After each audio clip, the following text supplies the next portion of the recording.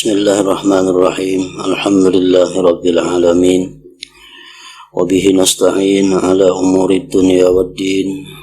Asyhadu an la ilaha illallah wa asyhadu anna Muhammadan abduhu wa rasuluh.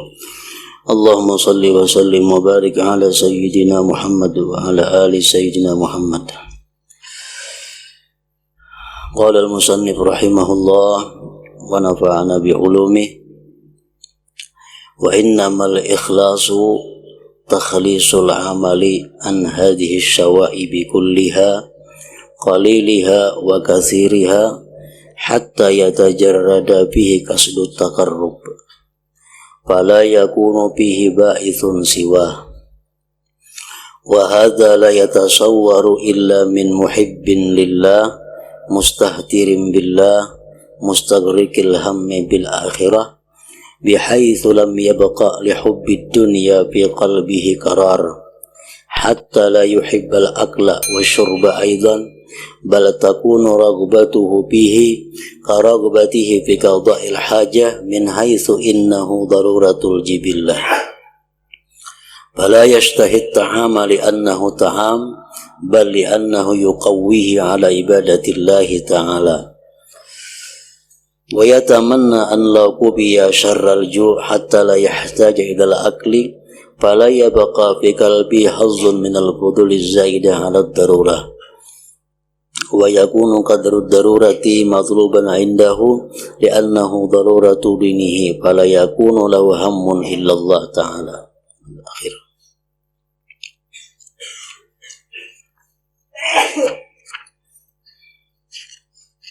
Makna daripada perkataan Al-Imam Al-Ghazali rahimahullah wa nafa'ana bi ulumih.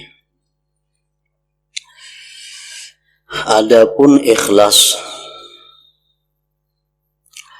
adalah memurnikan amal dari campuran-campuran ini semuanya. Sedikitnya itu campuran dan banyaknya. Pokoknya ikhlas itu tidak ada sedikit jua pun yang mencampurinya. Itu dikatakan ikhlas sesuai dengan artinya adalah murni.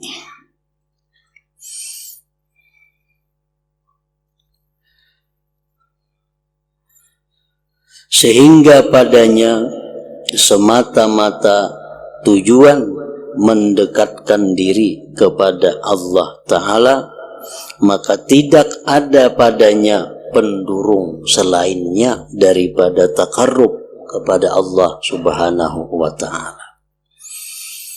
Nah, jadi sedikit jua pun kadada yang menyekutui, mensyarikati akan niatnya untuk beribadah itu selain hanya karena mendekatkan diri kepada Allah. Nah, itu disebut ikhlas.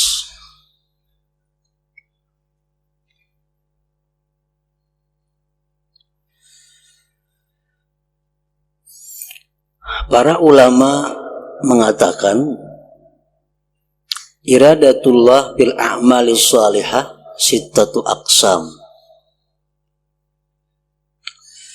Menghendaki Allah dalam beramal salih itu ada 6 macam. Artinya apabila kita beramal saleh, tujuan kita, motivasi kita beramal salih itu karena salah satu di antara yang 6 ini, maka itu masih bisa disebut karena Allah.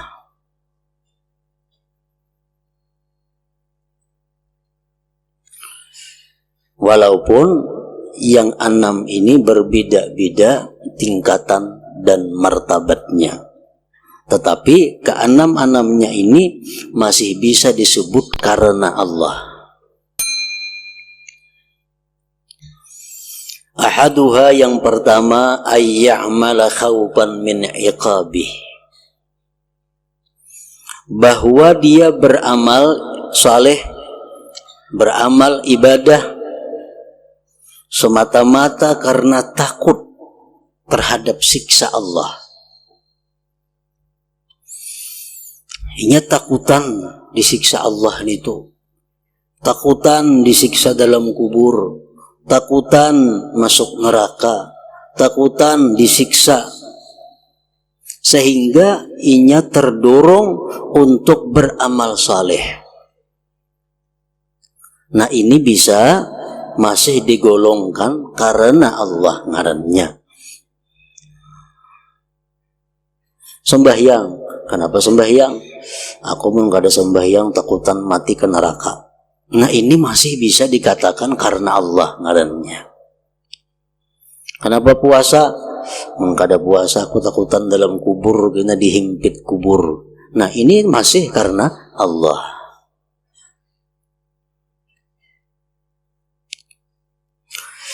Asani yang kedua, ayya'mala tama'an li sawabihi, bahwa dia beramal salih itu karena kepingin bagi balasan Allah.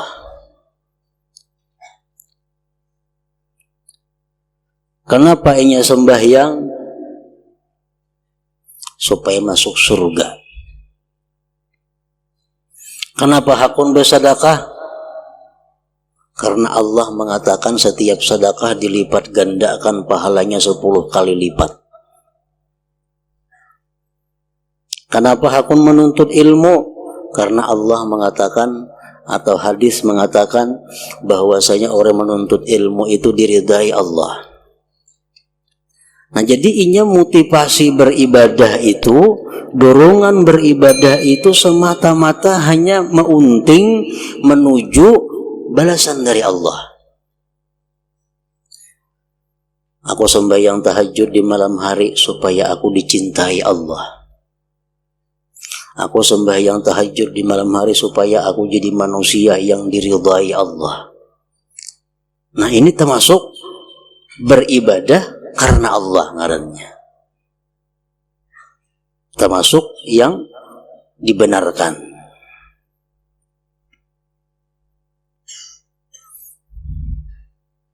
Kenapa takwa kepada Allah? Kenapa selalu berbuat baik, selalu menjauhi perbuatan maksiat? Karena aku ingin menjadi hamba yang diridai Allah. Nah itu masih karena Allah ngarannya. Jadi apabila kita berbuat amal ibadah karena didorong oleh ingin balasan dari Allah, itu masih dinamakan karena Allah.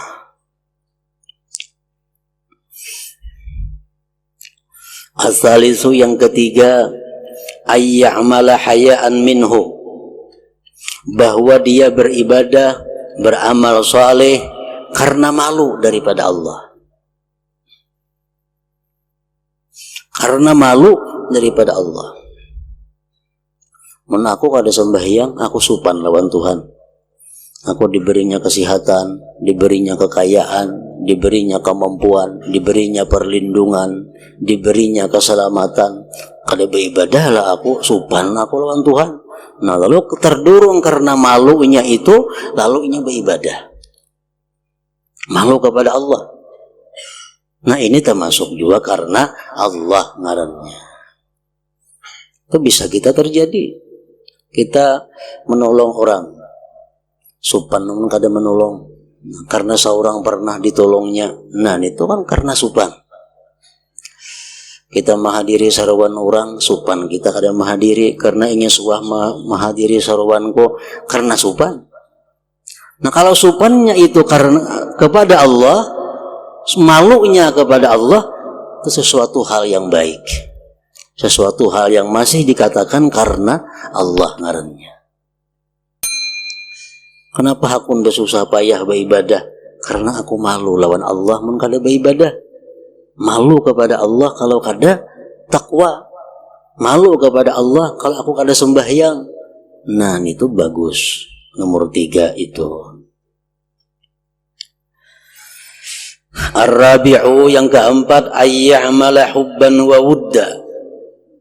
Ada orang yang beramal ibadah itu karena terdorong cinta.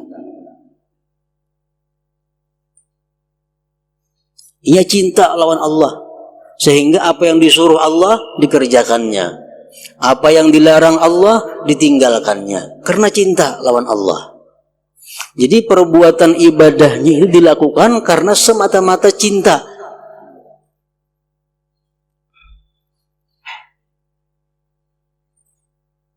Nah ini pun termasuk yang karena Allah juga ngarannya. Ini termasuk yang baik juga ngarannya. Al-khamis yang kelima, may ya'malu taqarruban ilaih. Orang yang beramal ibadah didorong, dimotivasi oleh keinginan dekat kepada Allah.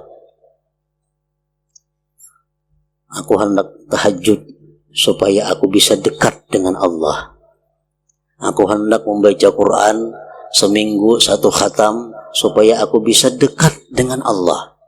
Dorongan dekat kepada Allah itu menimbulkan dia beribadah.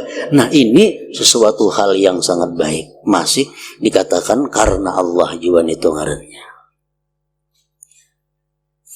Yang keenam, yang menurut ulama ini yang paling tinggi kedudukannya, ayya'mala ta'ziman wa ijlalan lah, imtisalan li amrih, bahwa dia beribadah kepada Allah semata-mata untuk mengagungkan Allah, menjunjung perintah Allah. Karena ini Allah yang menyuruh, yang maha besar menyuruh aku, yang maha agung menyuruh aku demikian, lalu aku laksanakan karena mengagungkannya. Nah ini sudah jelas termasuk dalam yang karena Allah tadi.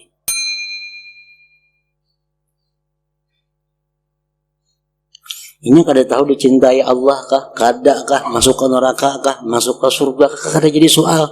Pokoknya aku beribadah ini semata-mata mengagungkan Allah, menjunjung perintah Allah.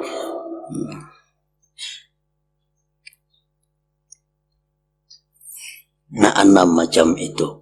Ada lagi sebagian ulama yang menambah yang ketujuh, yang termasuk dikatakan baik karena Allah juga, apabila dia beribadah atau beramal saleh terdorong oleh campuran antara yang 6 tadi. Bercampurnya nih, hendak ke surga ada juga, takutan ke neraka ada juga, cinta kepada Allah ada juga, malu ada juga, hendak dekat lawan Allah ada juga. Dari sekian banyak dorongan itu lalu ini beribadah. Nah itu bagus juga.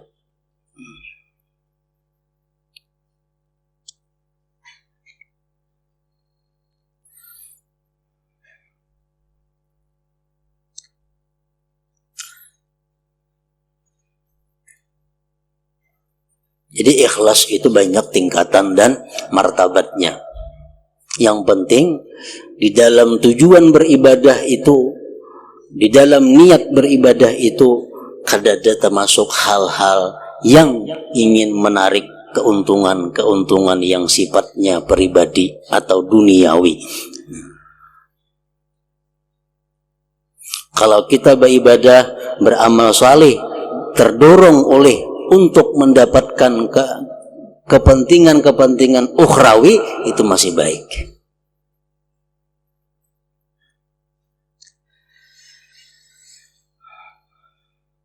Nah, adapun ikhlas adalah memurnikan amal dari campuran-campuran ini semuanya, sedikitnya dan banyaknya, sehingga padanya semata-mata tujuan mendekatkan diri kepada Allah Ta'ala, maka tidak ada padanya pendorong selainnya. Inya beribadah semata-mata untuk membesarkan Allah, tidak ada campuran lain. Ikhlas. Inya beribadah semata-mata hanya untuk mendekatkan diri kepada Allah, kalau ada campuran lain yang sifatnya adalah kepentingan-kepentingan dunia, maka itu adalah ikhlas ngarannya. Ini tidak dapat tergambar, kecuali dengan orang-orang yang mencintai Allah, mengikuti Allah, serta tenggelam cita-citanya dengan akhirat. Orang nang kawa beribadah itu semata-mata tujuannya beribadah untuk mendekatkan diri kepada Allah, itu hanya bisa dilakukan oleh orang-orang yang sudah mencintai Allah, yang tenggelam cita-citanya dengan akhirat. Artinya orang ini sudah kada memikirkan lagi kepentingan-kepentingan duniawi. Nah, hanya inya bisa kawa beribadah itu dengan tujuan mendekatkan diri kepada Allah. Sehingga tidak tersisa tempat di hatinya bagi mencintai dunia. Kalau dalam hati kita masih ada mencintai hal-hal yang sifatnya duniawi, maka beribadah karena mendekatkan diri kepada Allah itu sulit didapat. Sulit didapat.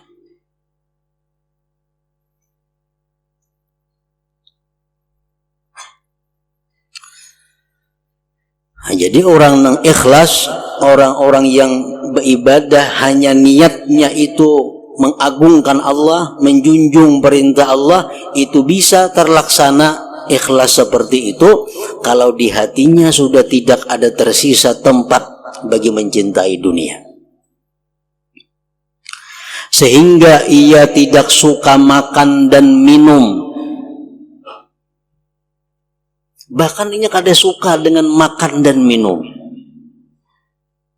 bahkan keinginannya pada makan dan minum itu seperti keinginannya pada qadha hajat. Inya makan lawan minum sama lawan qadha hajat. Bila sudah kada tahan lagi ma'arid hanyar. Dari segi bahwa itu dalam keperluan tabiat yang mendesak. Kan qadha hajat itu tabiat yang mendesak. Nah, inya menempatkan makan minum itu seperti qadha hajat. Nah, orang-orang yang seperti itulah yang hanya bisa terus-menerus beribadah ikhlas, takarrub kepada Allah, mendekatkan diri kepada Allah.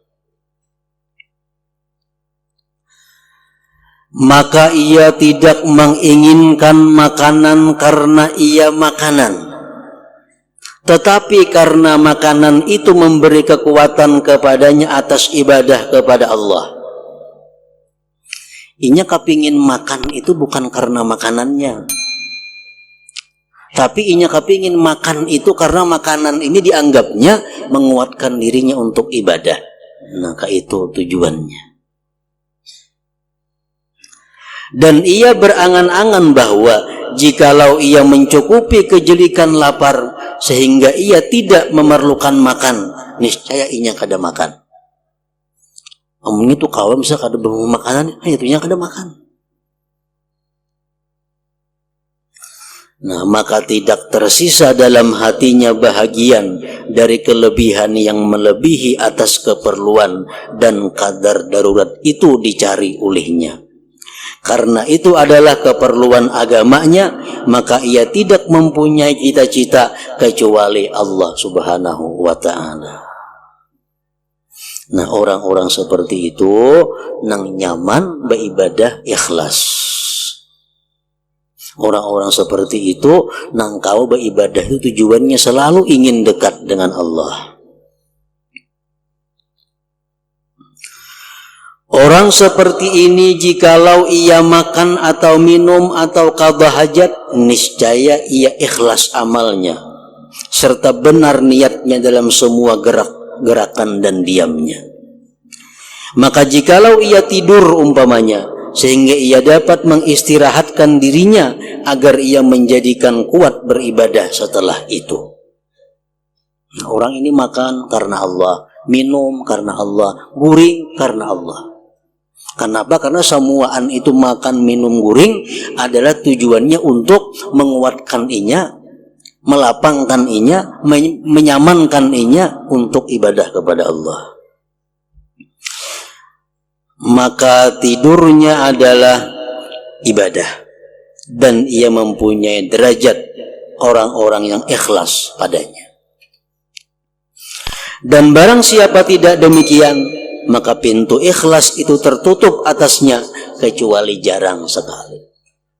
Kalau orang yang tujuannya makan hanya untuk menunaikan hawa nafsunya, kalau orang hanya guring menunaikan hawa nafsunya, minum hanya untuk menunaikan hawa nafsunya, nah orang seperti itu sulit untuk mencapai ikhlas. Kalau ada ikhlas juga baginya jarang sekali.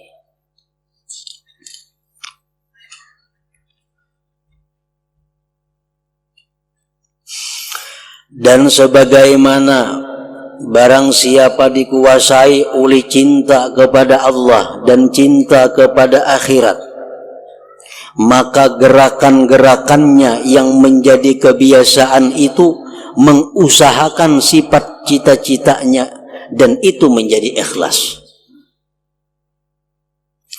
Kalau orang sudah dikuasai oleh cinta kepada Allah, pasti gerakan-gerakannya itu adalah karena Allah.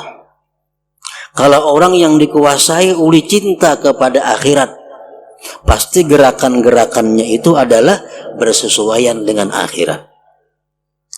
Maka orang yang dikuasai atas dirinya oleh dunia, ketinggian, kepemimpinan, dan secara keseluruhan selain Allah, maka semua gerakannya yang menjadi kebinasaan itu mengusahakan sifat-sifat tersebut.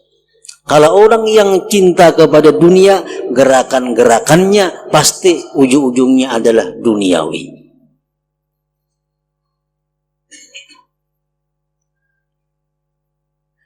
Termasuk amal ibadahnya. Maka tidak selamat baginya semua ibadahnya. Orang yang hatinya dikuasai oleh cinta kepada dunia, pasti gerak-geriknya adalah untuk menyenangkan dunianya. Sehingga ibadahnya pun tujuannya adalah dunia. Baik puasa, salat, dan lain-lain, kecuali jarang sekali amun kawa ikhlas itu. Jadi pengobatan ikhlas adalah menghancurkan keuntungan-keuntungan nafsu, kepentingan-kepentingan nafsu. Itu intinya adalah ikhlas itu. Memutuskan kerakusan dari dunia dan semata-mata untuk akhirat.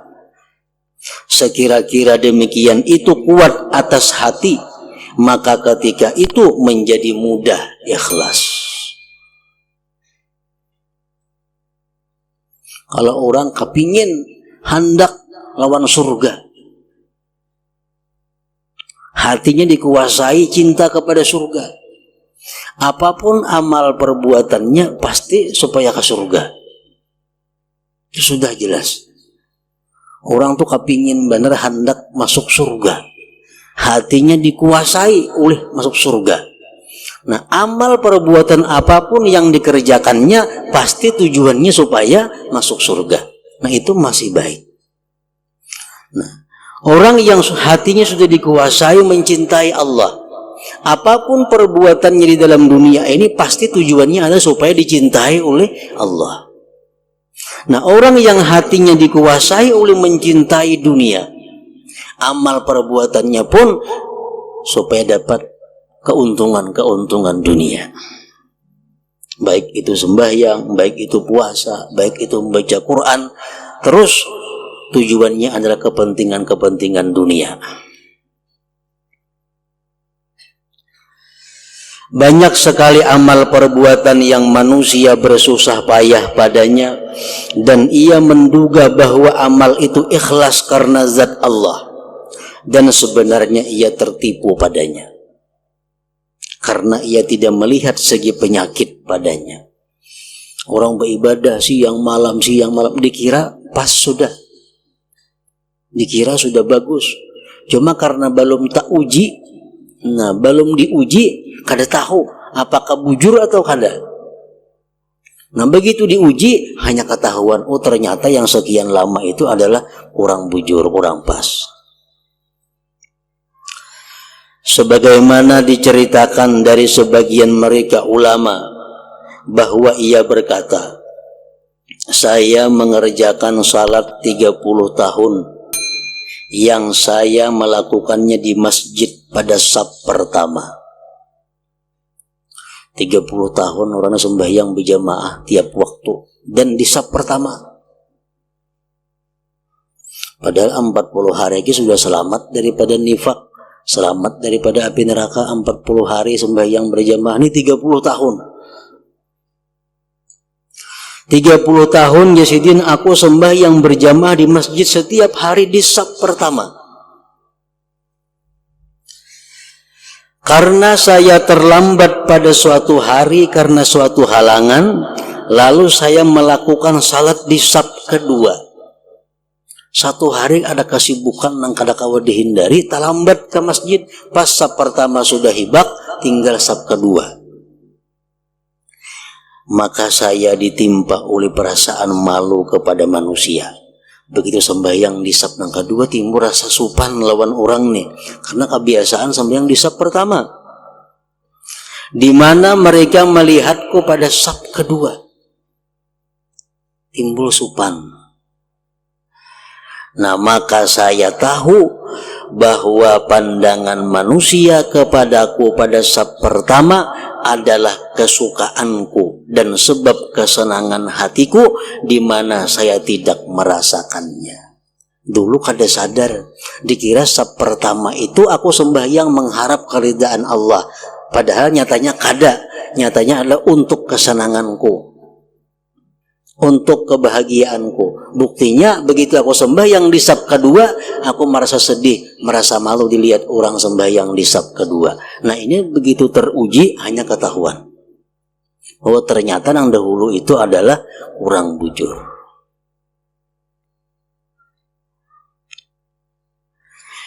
Ini adalah yang halus lagi tersembunyi.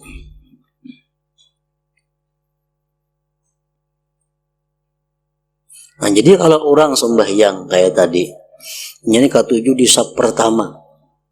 Tapi di saf pertama tuh kada karena Allah ini. Supaya dianggap orang apa, supaya dianggap orang rajin. Sembahyang di saf pertama aja. Nah, kalau macam itu caranya, oleh para ulama dijelaskan bahwa orang ini kehilangan pahala saf pertama. Dia kan dapat pahala. Tapi pahala berjamaah, pahala sembahyang tetap utuh, kada mengganggu ke situ. Kada mengganggu ke situ karena ini hanya saf pertamanya aja yang jadi masalah. Kan sembahyang saf pertama tuh ganal pahalanya, dapat doa Rasulullah. Cuma ini sembahyang saf pertamanya ada tujuan-tujuan lain. Sembahyang saf pertama terus. Nah, cuma kada ikhlas.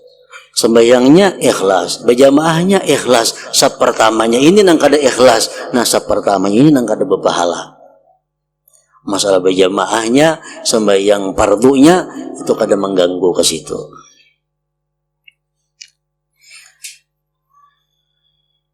Ini adalah yang halus lagi tersembunyi.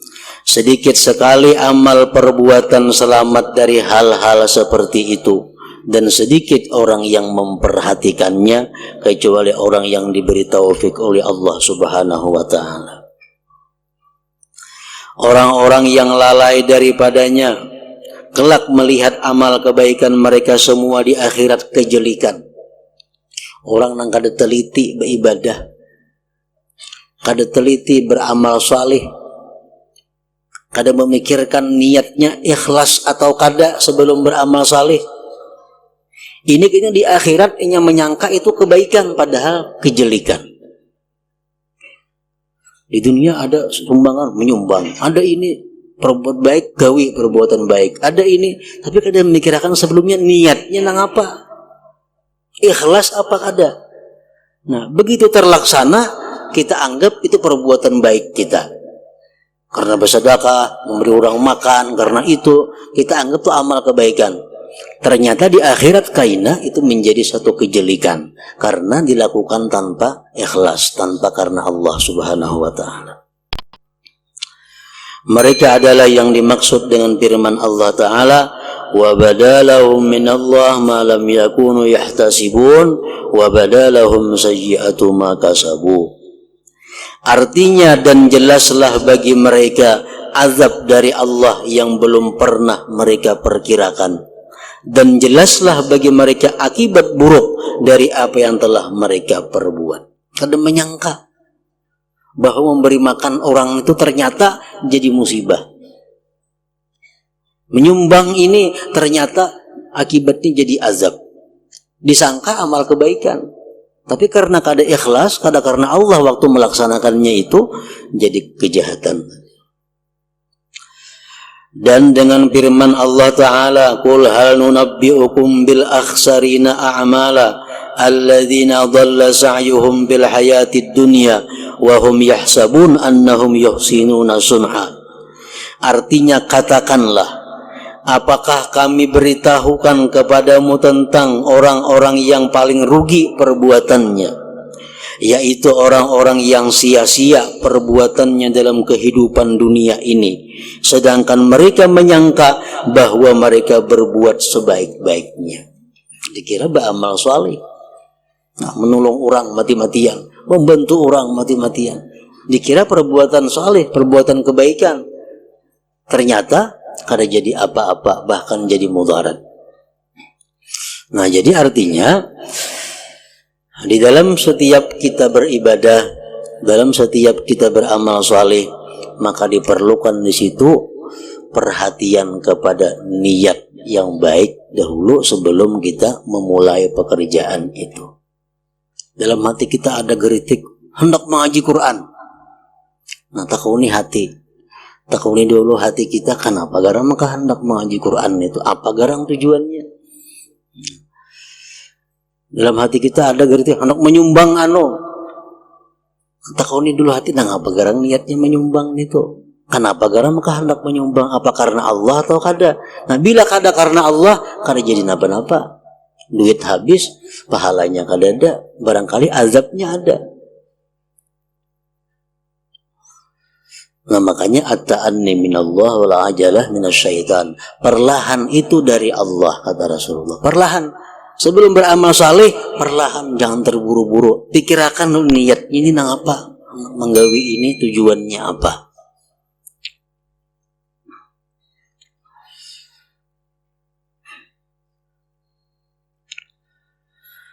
Makhluk yang paling berat menghadapi cobaan ini adalah para ulama.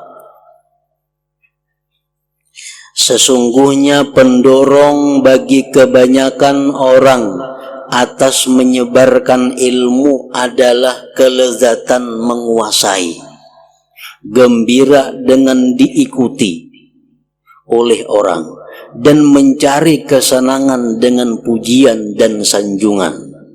Nah, ini kebanyakan tujuan orang-orang yang bertablik menyampaikan ilmu agama itu.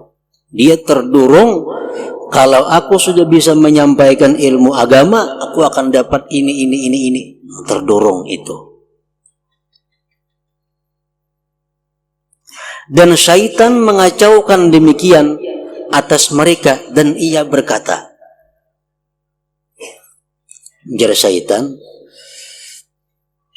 di waktu kita hendak menyampaikan ilmu, nah kalau aku mengajar, kalau aku menyampaikan ilmu, aku akan dipuji orang, aku akan disanjung orang, aku akan diikuti orang.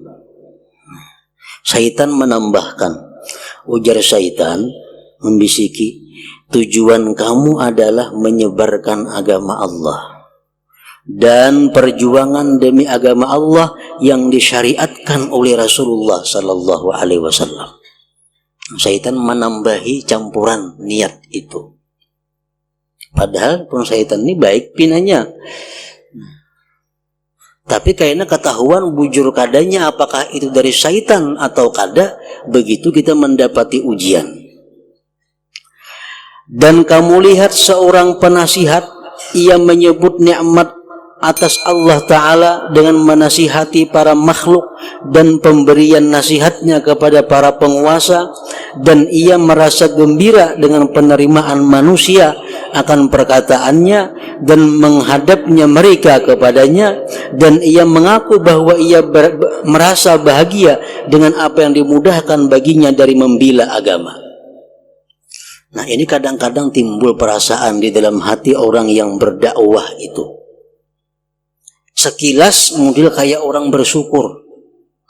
Aku bersyukur kepada Allah dapat nikmat ilmu, di mana orang-orang bisa menerima apa yang aku sampaikan.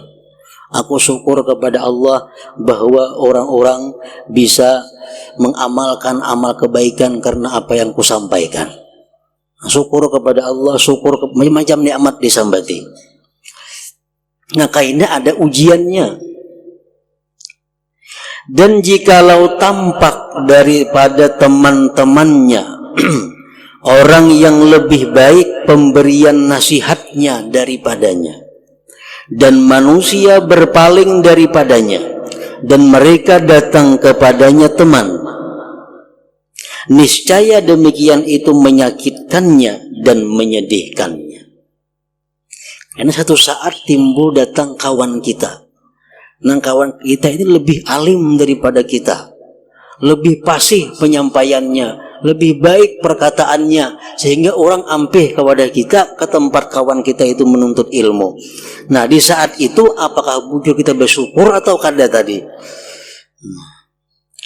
Jikalau pendurungnya adalah agama, niscaya ia bersyukur kepada Allah Ta'ala karena ia telah dicukupkan oleh Allah Ta'ala akan kepentingan ini dengan orang lain. Kalau inya ikhlas, inya bersyukur. Nah, sekarang sudah ada kawanku yang lebih daripada aku menyampaikan ilmu agama. Sekarang ada kawan lebih alim daripada aku. Nah, baik inya aja unyuk ada usaha aku berdakwah. Nah, kayak itu mestinya. Nah, kemudian syaitan beserta demikian tidak membiarkannya, dan ia berkata, ini kita sedih karena kita kada ikhlas melihat ada kawan kita lebih alim, lebih baik penyampaiannya, lebih baik dakwahnya, otomatis orang banyak menuntut ilmu kepada kawan kita. Sedih kita ditinggalkan orang, sedih kita. Nah, syaitan membisiki kita. Ujar syaitan, sesungguhnya kesedihanmu itu karena terputusnya pahala darimu. Ikam pantas saja bersedih ke syaitan karena ikam kada berpahala lagi, bang, kada kau mengajar lagi. Bukan karena berpalingnya muka manusia darimu kepada selainmu. Karena jikalau ia mengambil nasihat dengan sebab perkataanmu, niscaya kamulah yang diberi pahala. Dan kesedihanmu karena hilangnya pahala adalah terpuji, ujar syaitan. Ya, syaitan ikam tuh baik sedih karena orang ampih mengaji lawan ikam mesti sedih karena ikam kada kau lagi dapat pahala di situ. Ikam kada kau lagi berdakwah karena orang kada mengaji lagi lawan ikam. Jadi ikam sedih itu terpuji, ujar syaitan. Nah, kelihatannya bujur apa syaitan itu. Dan orang yang miskin, orang nang kasihan, artinya tidak tahu bahwa tunduknya kepada kebenaran dan penyerahannya akan sesuatu perkara kepada orang lain yang lebih utama, lebih besar pahalanya dan lebih bermanfaat kepadanya di akhirat daripada bersendirinya dia. Padahal cakajan inya tahu bahwa inya ampih mengajar itu karena ada yang lebih hebat daripadanya, yang lebih alim daripadanya, ia serahkan ilmu kepadanya, itu lebih ganal pahalanya daripada inya mengajar tetap sendirian. Mudah-mudahan saya tahu dari Imam Ghazali, jikalau Umar radhiyallahu anhu merasa sedih dengan bersedianya Abu Bakar radhiyallahu anhu menjadi khalifah, apakah kesedihannya terpuji atau tercela? Umar ini orang hebat, Umar bin Khattab. Abu Bakar orang hebat juga radhiyallahu anhuma. Nah, kemudian Abu Bakar yang dapat suara banyak untuk menjadi khalifah. Umar sedih kada waktu itu, kalah nih pemilihan khalifah di zaman sahabat Rasulullah wafat. Siapa yang mengganti Rasulullah? Orang-orang banyak memilih Abu Bakar Siddiq. Umar banyak, cuma masih kalah. Nah, Umar ini kalah, sedih atau kada Umar? Kalaunya Umar sedih, tercela atau terpuji? Dan orang yang mempunyai agama tidak ragu bahwa jikalau yang demikian terjadi, niscaya itu tercela. Andai kata Umar ini sedih karena Abu Bakar jadi khalifah, jelas sudah Umar tercela.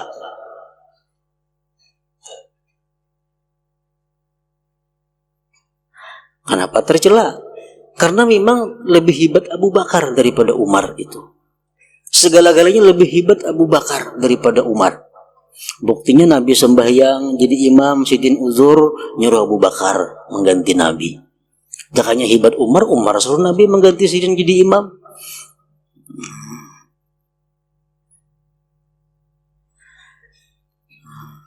Jakanya Umar sedih waktu Umar kalah itu tercela. Karena tunduknya kepada kebenaran dan menyerahkannya akan suatu perkara kepada orang yang lebih baik daripadanya, itu lebih bermanfaat dalam agama daripada menanggungnya dengan kemaslahatan makhluk beserta pahala yang besar padanya. Kalau ada orang yang lebih daripada kita, kita serahkan ke sana memimpin. Nah, pahala kita menyerahkan itu lebih besar daripada pahala kita memimpin. Kalau ada orang yang lebih baik daripada kita. Tetapi Umar radhiyallahu anhu, begitu orang memilih Abu Bakar menang, Umar merasa gembira dengan bersendirinya orang yang berhak daripadanya dengan suatu perkara. Umar kada sedih. Nah, maka mengapa para ulama tidak merasa gembira dengan hal yang seperti demikian? Kita mengajar ini, kita berdakwah ini, kita memberikan ilmu ini. Tahu-tahu ada orang lain yang lebih pada kita. Kenapa kita kada gembira? Bahkan dengki kadang-kadang. Itu menunjukkan bahwa inya mengajar itu kada ikhlas, kada karena Allah. Jakanya inya mengajar itu karena ikhlas, ingin mendekatkan diri kepada Allah, begitu ada orang yang lebih daripada inya serahkan kepada orang tersebut. Dan kadang-kadang sebagian orang yang berilmu tertipu dengan tipu daya syaitan. Lalu ia mengatakan kepada dirinya bahwa jikalau tampak orang yang lebih utama daripadanya dengan suatu perkara, niscaya ia merasa gembira dengannya. Dan pemberitahuannya dengan demikian dari dirinya sebelum percobaan dan ujian adalah semata-mata kebutaan, semata-mata kebodohan dan tipu daya. Sesungguhnya nafsu itu mudah terikat dengan janji dengan hal-hal yang seperti demikian sebelum turunnya suatu perkara. Kemudian perkara itu menipunya. Waktu belum ada nang timbul nyaman aja bersuara. Aku negena, muni ada nang harat pada aku, nang alim pada aku istirahat majar. Itu bersuara nyaman aja, belum ada timbul lagi ujiannya.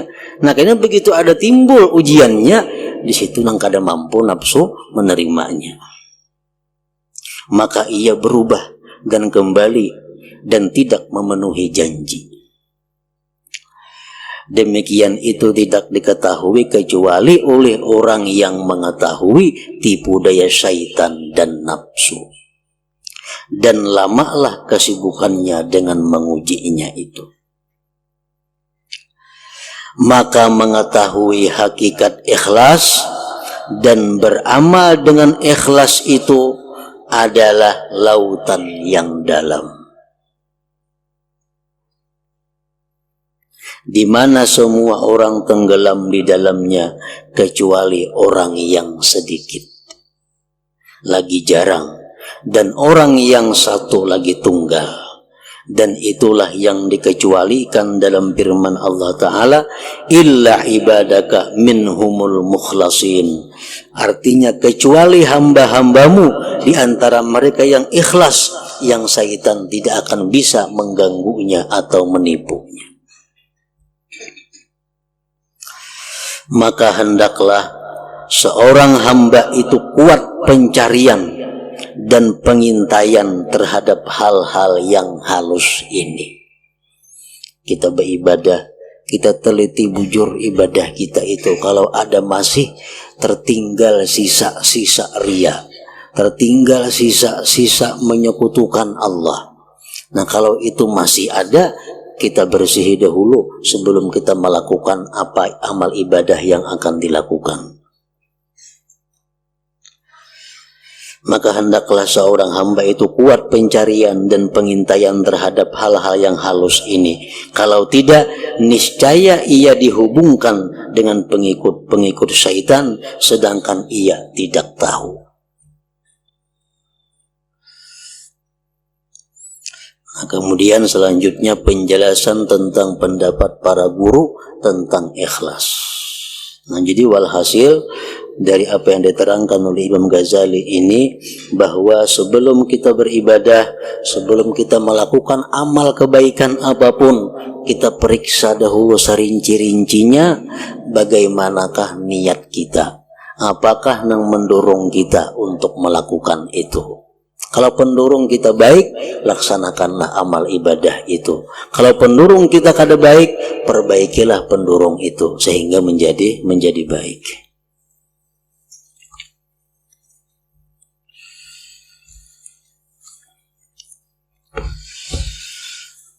أفضل الذكر فاعلم أنه لا إله إلا الله محمد رسول الله لا إله إلا الله محمد رسول الله لا إله إلا الله محمد رسول الله لا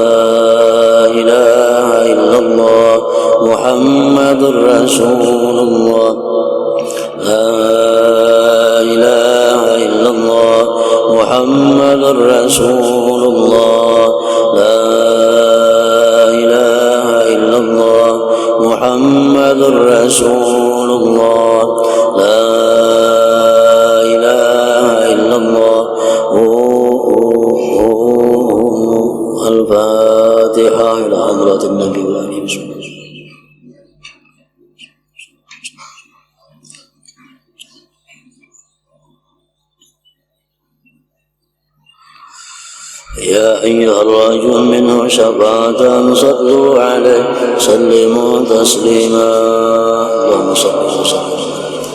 Terima kasih sahabat kolosebo.com sudah mendengarkan video ini sampai selesai. Semoga ilmu ini bermanfaat dan kita semua mendapatkan keberkahan. Jika dirasa video ini bermanfaat, silahkan bagikan kepada teman, sahabat, keluarga, grup WhatsApp, Telegram, atau teman Facebook Anda agar mereka juga mendapatkan manfaat dari video ini. Oh iya, jangan lupa ikutin program giveaway dari kolosebo.com juga dan dapatkan kaos gratis buat yang beruntung. Caranya bisa dicek di deskripsi video ini atau lebih lengkapnya bisa dicek di website kolosebo.com. Oke, terima kasih banyak dan Assalamualaikum warahmatullahi wabarakatuh.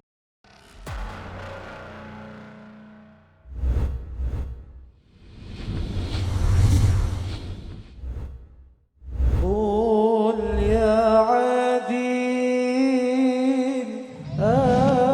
أنت العديم قد همنا